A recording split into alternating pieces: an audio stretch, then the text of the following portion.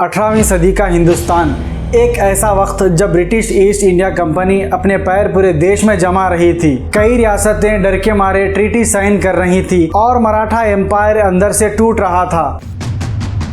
निज़ाम हैदराबाद अपनी कुर्सी बचाने के लिए ब्रिटिश की मदद लेने को तैयार थे और इसी पॉलिटिकल स्टॉर्म के बीच एक ऐसा शेर खड़ा था जो अकेला ही ब्रिटिश के सामने दीवार बन गया। 1750 में देवनाहल्ली में एक लड़का पैदा हुआ जिसे बाद में दुनिया टाइगर ऑफ मैसूर के नाम से जानने लगी। ये लड़का टीपू सुल्तान था। उनके वालिद हैदर अली मैसूर की फौज का ब्रेन थे। जब टीपू छोटे थे तभी से उन्होंने तलवार, तीर, घुड़सवार और टैक्टिकल वारफेयर सीख लिया था। 14 साल की उम्र में जब वो पहली लड़ाई में गए, ब्रिटिश फौज उनका नाम याद रखने पर मजबूर हो गई। उस वक्त हिंदुस्तान का हाल कुछ अलग था। मराठा एम्पायर पानीपत की तीसरी जंग के बाद टूट चुका था। उनकी ताकत जो एक वक्त दिल्ली तक पहुंचती थी अब कमजोर होती जा रही थी। राजाज और सरदार एक दूसरे से लड़ रहे थे और ब्रिटिश उनकी पॉलिटिक्स को मैनिपुलेट कर रहे थे। दूसरी तरफ निजाम ऑफ हैदराबाद एक पावरफुल रूलर थे, लेकिन ब्रिटिश प्रेशर में वो भी सब्सिडायरी अलायंस साइन करके कंपनी के अंडर आ गए। इस अलायंस का मतलब था कि निजाम की हुकूमत ब्रिटिश की परमिशन के बिना कोई जंग नहीं कर सकती। ये एक डॉक्यूमेंटेड फैक्ट है कि निजाम ब्रिटिश पर ऑलमोस्ट डिपेंड हो चुके थे। टीपू सुल्तान ने ये सब देखा और समझा कि अगर हिंदुस्तान को बचाना है तो ब्रिटिश एक्सपेंशन को रोकना पड़ेगा। जब हैदर अली एंग्लो मैसूर वार 2 के दौरान वफात पा गए, टीपू सुल्तान ने मैसूर का ताज पहना।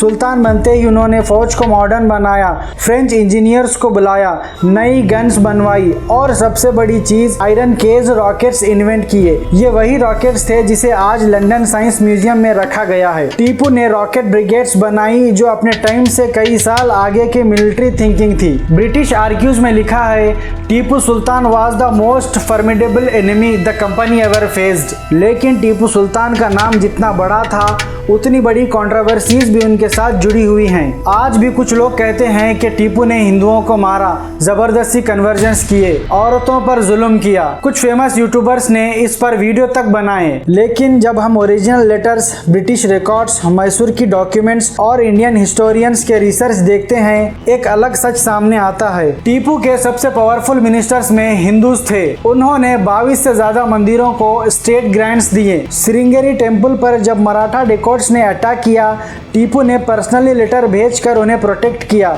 मैसूर का एडमिनिस्ट्रेशन मल्टी रिलीजियस था। टीपू की आर्मी में हजारों हिंदूज और क्रिश्चियन सोल्जर थे। जिन एरियाज में ब्रिटिश ने टीपू सुल्तान पर जबरदस्ती इस्लाम में बदलने, फोर्स्ड कन्वर्शन का इल्जाम लगाया, वो एरियाज नॉर्मल पीस जगह नहीं थे।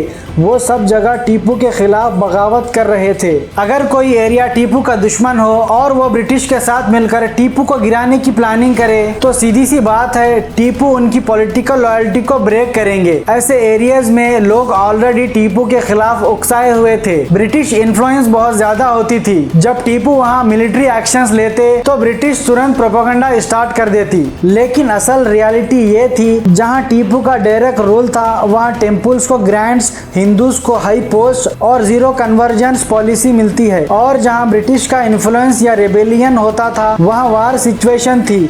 इसलिए अरेस्ट, पनिशमेंट्स या मिलिट्री एक्शंस को ब्रिटिश फोर्स कन्वर्शन बोलकर बढ़ा चढ़ाकर दिखाते थे। और सबसे बड़ी बात, टीपू पर वुमेन हरासमेंट और हिंदू हेट वाले जितने स्टोरीज हैं वो टीपू सुल्तान के गुजरने के बाद 20 से 40 साल बाद ब्रिटिश नॉवेल्स में लिखे गए फिक्शनल अकाउंट से आए हैं। ऑफिशियल कोर्ट्स में 0 केस, मैसूर रिकॉर्ड्स में 0 केस, मराठा और निजाम क्रॉनिकल्स में 0 कंप्लेंट। ये सब एक ही वजह से फैलाया गया है। टीपू सुल्तान ब्रिटिश के सबसे डेंजरस दुश्मन थे, इसलिए उन्हें विलन बनाना ब्रिटिश प्रोपेगेंडा का पार्ट था। टीपू का असली चैलेंज सिर्फ ब्रिटिश नहीं थे, हिंदुस्तान के अंदर भी कुछ ताकतें उनके खिलाफ हो रही थी। ब्रिटिश ने एक बड़ी पॉलिटिकल गेम खेला, मराठाओं को भी अपने साइड में ले लिया। मराठे पहले टीपू के साथ अलायंस कर सकते थे, लेकिन उनकी इंटरनल पावर्स फाइट्स की वजह से वो ब्रिटिश के प्रेशर में आ गए।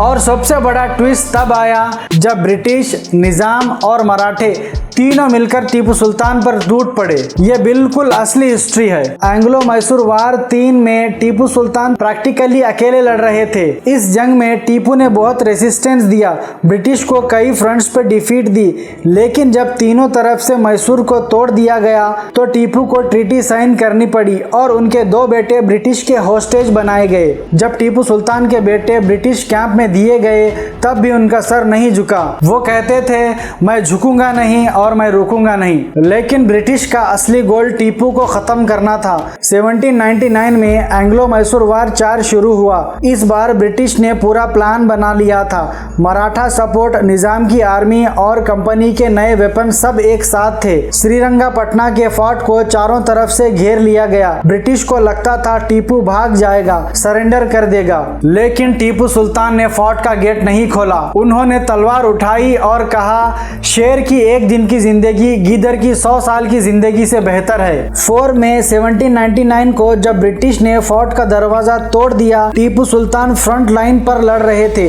गोली से जख्मी हुए, गिर गए, लेकिन तलवार उनके हाथ से नहीं छूटी। जब ब्रिटिश उनके पास पहुंचे तो उनकी लाश पर भी शेर का नक्श वाला कमरबंद था, यानी कमर पे जो बेल्ट था उस पे शेर का डिजाइन था, वही सिंबल जिसे उन्होंने अपनी जिंदगी भर पहना। उस दिन हिंदुस्तान का सबसे बड़ा एंटी कॉलोनियल वॉरियर शहीद हुआ और ब्रिटिश इंडिया में सबसे बड़ा रेजिस्टेंस खत्म हुआ। ब्रिटिश ने खुद लिखा, Had Tipu continued to live, India could never be belong to the company। आज टीपू सुल्तान को एक विजनरी किंग के तौर पर याद किया जाता है। उन्होंने रॉकेट टेक्नोलॉजी को मॉडर्न बनाया, मैसूर को इंडिया का सबसे एडवांस्ड इकोनॉमी स्टेट बनाया और ब्रिटिश को अकेला रोक कर खड़े रहे। उनकी मौत के बाद भी उनका नाम टाइगर ऑफ मैसूर की तरह गरजता है। ऐसे ही और हिस्टोरिकल वीडियोस के लिए हमारे इस चैनल को सब्सक्राइब करो। तब तक के लिए अल्लाह हाफिज।